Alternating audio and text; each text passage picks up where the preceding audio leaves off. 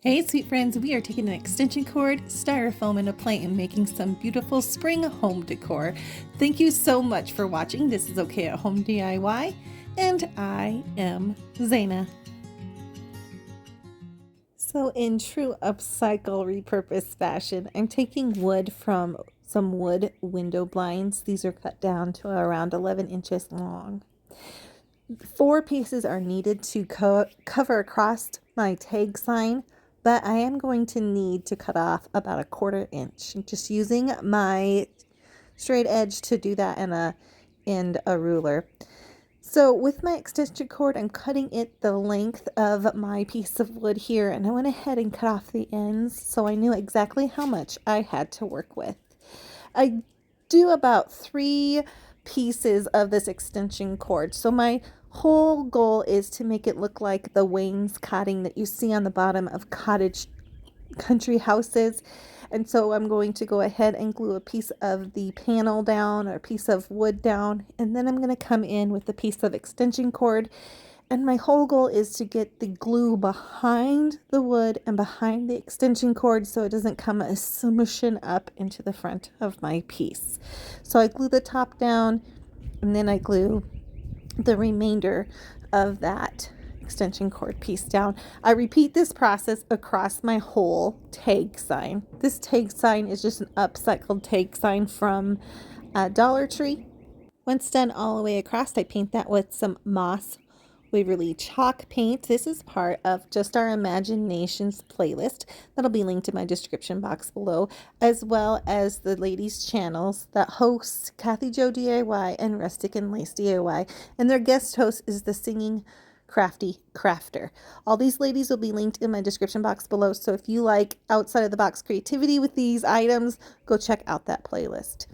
So the thing I'm doing next is I'm going to go ahead and Mod Podge down some really cute wallpaper that I picked up at Goodwill. But you can use the peel and stick from Dollar Tree, a scrapbook piece of paper, do a stamp, whatever, would work great. So the top and bottom of this kind of faux wainscoting I kind of framed out with another piece of extension cord, cutting down all those pieces for that wallpaper, and then I just kind of use the sand paper to get that nice and even. I used some chopsticks and some dowels to frame that out. Next, I will take the next challenge item for that Just Our Imagination playlist. It was a paper plate, so I'm going to cut out the roundest circle that I can. I'm not very good at cutting round circles, but there you go. I kind of liked that pattern on that plate and wanted some of that to show. Next, I'm taking about a wood round about the size of a coaster. This is painted white, and then I prepped it with Mod Podge. That Mod Podge is dry now, and I'm taking this napkin from Dollar Tree. There's 4 decorative parts on this napkin. I'm going to use 2 using the Happy Spring, and part of that wreath will be on this little wood round. And since the Mod Podge is dry, I can place that down, put some parchment paper on top of that, iron that on, and use a piece of sandpaper to get my nice crisp edges and get the excess off. I thought this is the easiest way with napkins to do kind of that transferring method. So once that is done, I'm going to do a top coat of Mod Podge to make this a little bit more waterproof, and hot glue that to the top of the plate. This extends this little round to make it look a little bit bigger, but once I put it onto the tag, I just knew it wasn't big enough. So I painted another wood round about 6 inches white, and then I'm doing the Mod Podge transfer method with the iron with these pieces. These are just more of that same napkin. I fussy cut out these parts of the wreath that was on there, and didn't need to do another Happy Spring.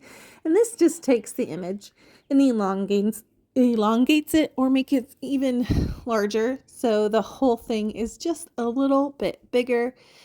Top coat that with some Mod Podge and have that dry with my heat gun. Hot glue this little Happy Spring round on top of that. And I have a bigger decor round to go on top of my tag sign. But I decided that this wasn't good enough. I wanted to frame out that extension cord piece that I put on the top and the bottom a little bit more with pieces of chopsticks. So that's what I'm doing here.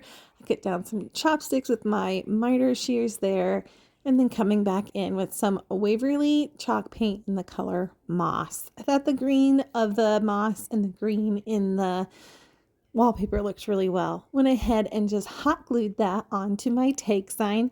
This is such a pretty little door knocker. I decided it needed a bow, but I didn't want to use just any ribbon, so I'm upcycling an old hat old hat and make it into a ribbon. And I do that little loop and push it down into a bow, and then I wrap it with some more piece of an old hat. And the ties, I just go ahead and hot glue down first, and then I hot glue my bow. For the hanger in the back, I'm just going to take another piece of that old straw hat. I love this because it reminds me of like that little old cartoon of Madeline, how she used to wear her old straw hat. But anyways, it's just a nice little cute little country piece. Trimming up my ties, and this is done.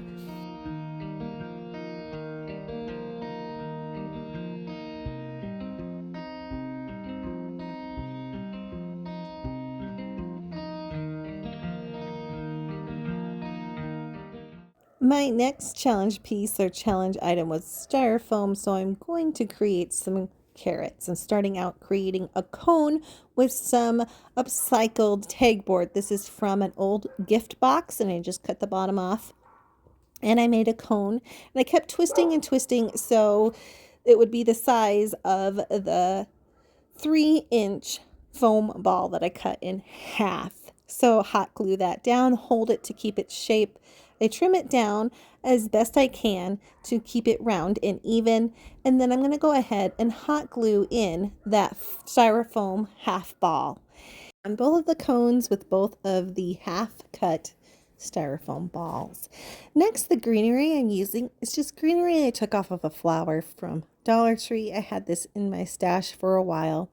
Poked a hole in the center of that, and then I just pour in some hot glue and the greenery, and I stuff it in and hold it until that hot glue cools and is able to hold the greenery straight up like I like it to.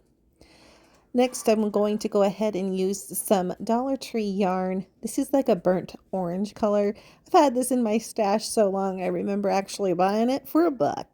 But what I'm going to do is spin it around the top here first, getting around that greenery, and then spin it to cover all of this whole carrot. My goal, starting at the top and working down, was that I was able to try to get the transition from the styrofoam ball to the paper cone a little bit better, because I wanted that to look relatively seamless. But I gave up a partially way down that wide end of the cone because it was frustrating to keep all my rounds together and tight. So I decided to start at the small end of the cone and do some wrapping. I was able to keep it tight and keep all my rows together and pushed together a whole lot easier, and I needed to put in less glue, tacking down with less hot glue. So to end it, I just tack it down, and then to go back and make that top look just a little bit better because it was kind of all loose and falling down, I just spun it around and tucked it in between the areas that really needed some more of the yarn, as well as that top part didn't transfer down as well as I hoped. So I just put a couple more rows over that to make it look a little nicer. Any hot glue that kind of smudged out, I used my heat gun to re-melt it, and it seemed to blend that right on in, and it didn't look bad at all. So my second carrot, I'm going to use some plushy yarn from Dollar Tree, Chanel yarn maybe. And I start at the end, keeping it tight and just spin, spin, spin. This plushy yarn took less yarn to do it, and it took hardly any time at all to get this carrot done. So if you have big fat plushy yarn and don't know what to do with it, this is a fun little craft. To finish this off, I do just tack it down with some hot glue, and then working my way around the top, I end up kind of gluing down almost every round to keep it nice and tight and to cover all that white so it wasn't showing. And I kept that middle open just a little bit to get my greenery stuffed in. Finished up with a couple more rounds and hot glued that down. And this is how they turned out.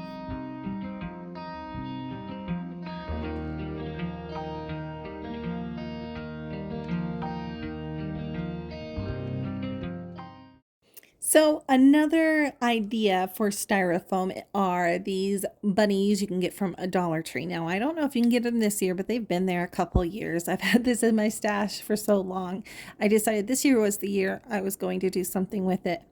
I'm going to take this Oops paint in some baking soda and make a texture kind of paint. What I'm trying to do is take the texture from styrofoam to make it look a little bit more like a Pottery Barn bunny or a pottery bunny. So I'm going to take some sandpaper. I realized my texture paint's not going to cover up that seam, so I needed to sand out that seam with some sandpaper. I went back up and down and back and forth to kind of try to erase that seam and make it blend. Then I next came over the whole thing with some of that baking soda paint that I made. I really like the texture of this paint. It really does take it from looking like a styrofoam bunny to making it look like a terracotta or a pottery bunny. To finish off this bunny, I'm just going to wrap some ribbon around its little neck here, and then create a bow and hot glue that all down, being very cautious with the glue so it doesn't melt my styrofoam. And this is that Bridgerton ribbon I got for 30 cents from Walmart.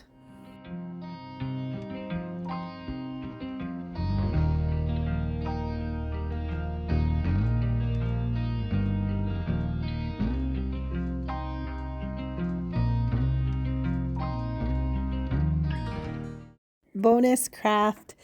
So that plate that I mixed up that paint on, I thought, well, that's the waste of all that paint. I put some away in a container, but I had a bunch left over on the plate. So I went ahead and covered the plate, this paper plate, and it gave it a really cool neutral texture, kind of like an old piece of pottery. So I decided to take some of my napkins that I just have in my stash and to cut out this bunny and the flowers using the tearaway method this time. Sometimes I fussy cut it out, and sometimes the tearaway method is nice to use too. It helps to give you easier line to blend in and make it look a little bit more like it's painted on there or like a rub-on. So I decided to use the bunny on this napkin and some of those flowers that were on the other part of the napkin, and did a little bit of the tear out method. So I put some Mod Podge down, and working with napkins and Mod Podge is you got to be very delicate. So I just went ahead and put the bunny right down on the Mod Podge while it was wet, and went over it very carefully with some more Mod Podge on my brush to seal it down. And this is like the most wrinkly method you can get, but I didn't mind because the plate was a little textured, and so that just modeled out what the plate was already textured with. Put some more pieces of napkin that were flowers around the bunny to make the bunny look like it's coming out of the flowers and not just like half bunny.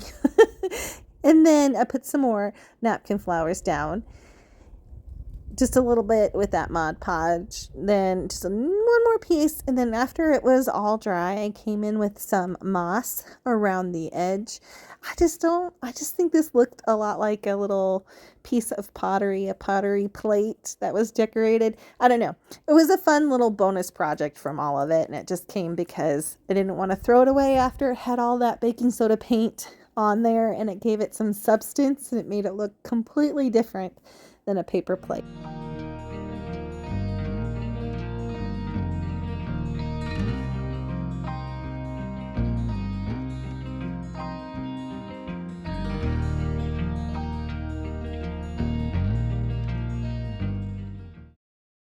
I'm so grateful you stopped by and watched the video today. Let me know which project was your favorite down in the comment box below, or stop by just to say hi. Make sure you go check out that Just Our Imagination playlist linked in the description box below. And if you haven't done so already, I'd love for you to subscribe. So until the next time, everyone, you have a good one. Bye.